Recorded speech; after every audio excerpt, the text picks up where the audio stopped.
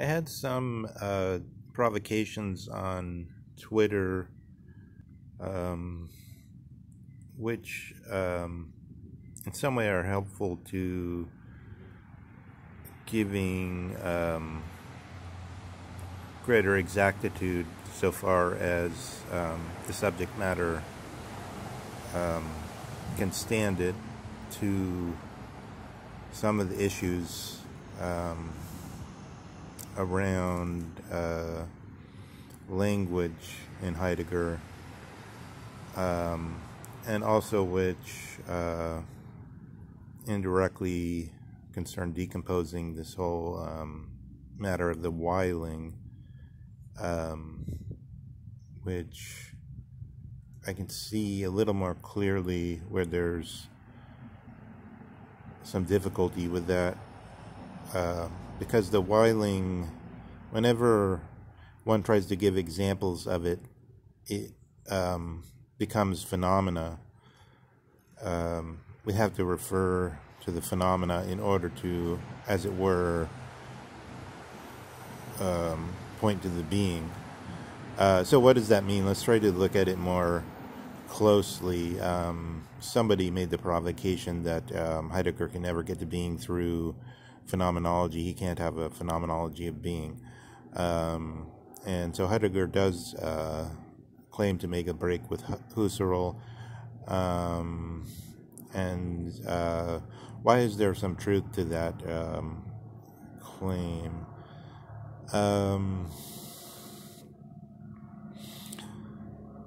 So one route of it is, what is the logos? How is Heidegger going back before the logos in Plato? Another route of it is, what is Dasein? Why is Dasein supposed to be a break with Husserl's transcendental subject? On the language side of it, on the logos side of it, let's say speech, it's always unclear to me how we're supposed to distinguish language from speech. Speech is simply logos in the Greek context, and then of course speech rather than writing is this great contrast in Plato, and probably the motive behind his inimical style of dialogue, because he wants to get beyond everyone, the writing which always says the same thing in the same respect, and to show something that's in the midst of life and many-sided, and even one could say not just polyphonic, but as it were versicolored, which is to say continually changing in its many-sidedness, and so which has a certain life of its own. But this problem in Plato is the movement away from this problem of speech and writing. It doesn't seem to... Plato doesn't focus that much on language, besides, of course, this problem of whether words actually are conventional or natural, whether they really name the things that they name, or whether they can be arose by any other name would be the same, and some other questions of that sort. But I was prompted to go to Bertrand Russell at the end, which is near the end of the tradition. And so I want to say, if we think of Russell as, rather than as may prompt us into a sort of academic mirage, if we just look at any figure and we say, what was psychology for Russell? What was logic for Russell? Logic being the, after some transformations, what has that become of the logos in our own time, the mathematization, and finally the formalization, as is well known. We won't even bother with that, Frege and so forth. But what I want to say is, if we take Russell seriously, remembering that Russell was born about 1870, 19 years before Heidegger, I believe, and he died in 1970, so only a few years before Heidegger died. If we take him as a genuine representative and carrier of the Western tradition, rather than saying, what is it for Russell? What is this idiosyncratic views? This kind of thing. Then we can see how an earlier, as it were, one could almost say more retarded reception of the same views that Heidegger has play out in Bertrand Russell. Russell, and I do believe at the end of his life, so far as I understand it, although I can't give a reference to a text, Russell basically admitted the starting point of Heidegger, which Heidegger the point that Heidegger started with, in the sense of he stopped treating the logos, he stopped treating logic as, in the West we have these two traditions. We have the prophetic texts, and then we have the humanistic or the philosophic tradition of speaking about things and arriving at conclusions through speaking about them. The Code of Hammurabi or something like that would be, this is what the law is. One nearly must follow this, rather than going through all the dialogic processes of so-called humanistic discussion, as it was later called in the Middle Ages and towards modernity.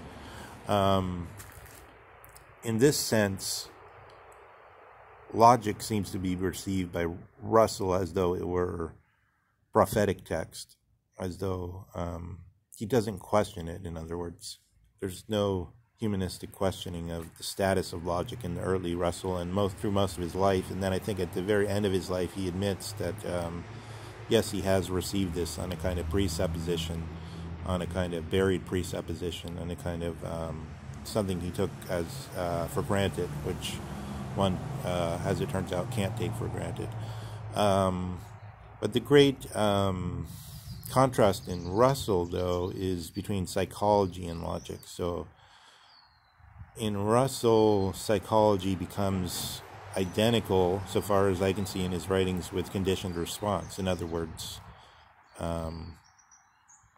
with empirical processes which can be observed and which have a history, and therefore one can see that all, as it were, biases of view have a history, and one can say this person's formation, their socialization has led them to have this and this view, and we can see that psychologically. And so I suppose the basic theme would be the move from the ancient and Platonic philosophy of the psyche or soul to the experimental psychology. But logic in Russell, first, is not what one often says of the modern development, that there's simply formal logic. It wasn't formal. He didn't think it as formal logic for a long time. He only in other words, when it becomes formal logic, it basically means it becomes mathematical, and either simply methods of drawing inference, or mathematical logic in some sense, where math is not thought in the traditional way anymore, but it's rather thought as rules in contradistinction to empirical happenings.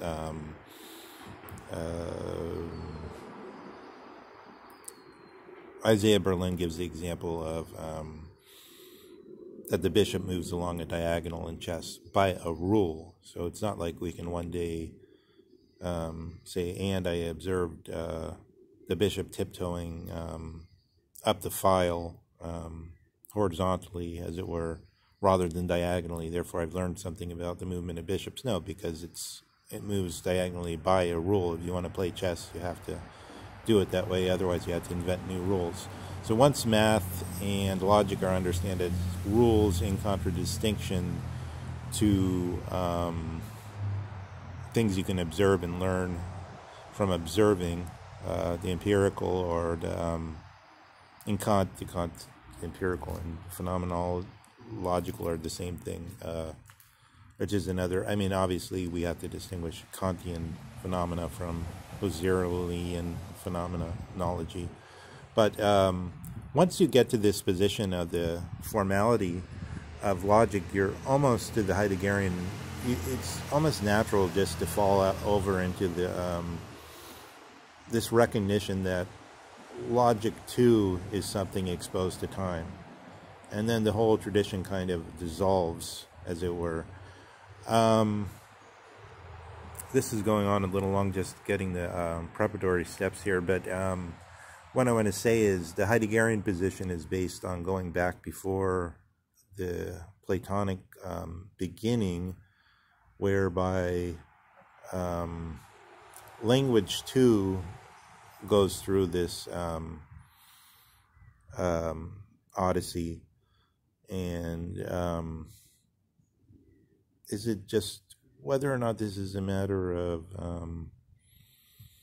mirages that we've gone through in order to get back to the original what was prior to Plato, or whether Dasein is something new, is probably settled by Heidegger. Regards it as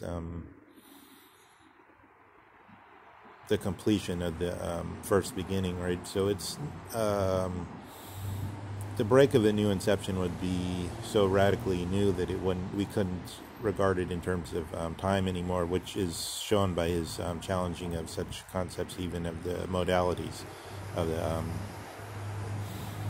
even of a notion of possibility, which suggests future. So in this sense, there's a sense that the logos has to be, or speech has to be freed from this whole concatenation of thoughts which have been moving in the essence of Western Dasein in the background. And so from the point of view of Weiling, you could say dogmatically there's the Weiling is changing, the tenor of time is changing. But as soon as we try to show what that's like, we have to do it through a phenomena. And then what are the phenomena in Husserl contrasted with? It's with ourselves. So Hume challenges the idea of the ego as the I, but through observation, we replace the I would just be a name for what we're experiencing, what we can observe, the phenomena that belong to a specific Dasein. So if we don't insist on solipsism, but if instead we go on the proof that we get constantly, and one could say perhaps through a genetic circle, what we already assume to be so, and Heidegger even says that Bishop Berkeley was not a solipsist, but he went with the common sense view that there are other Daseins, in other words, other beings which also have specific phenomena available to them. Right now, I have specific phenomena available to me. I can hear my own voice. I can see leaves on the ground. I can see a wall, a door, glass, and so on. This is phenomena which is specific to me, and therefore it fills in the I. It's identical to the content of the I. And we get proof that others have this all the time because they tell us stuff about their experiences, right? And also we assume that we don't need something like the zombie issue in this sense. Especially because in the sense of the zombie issue, consciousness always has an empirical, it's always presenting itself, as in Daniel Dennett, as something which ought to be in some way measurable, as for instance if there is consciousness there, will the double slit experiment come out differently than if there weren't consciousness, and such things. There's always an attempt to make consciousness into a feature of empirical testing, which wouldn't be which isn't the sense at all in the Dasein. Dasein, we're just saying there's specific, let's say, bundles of phenomena, and that's a Dasein. And so, in other words, these bundles of phenomena are historical. They're happening just once, LYA, only this time. They're singular, right? And there's many of them. So this is the mortal. What the full meaning of Dasein is, maybe this brings us into the problem of the fourfold or something along those lines. I won't try to go into that just now. I want to go also, but what I was trying to get at here is, what is the status of language in all this? What is the status of, where is language happening? How does language relate to Dasein, and what does it mean that we stop making language a feature of the psyche or the soul and the Greek psychology as it relates to the eye to eye, or the ideas or the kinds of things understood in a specific sense of the availability to language.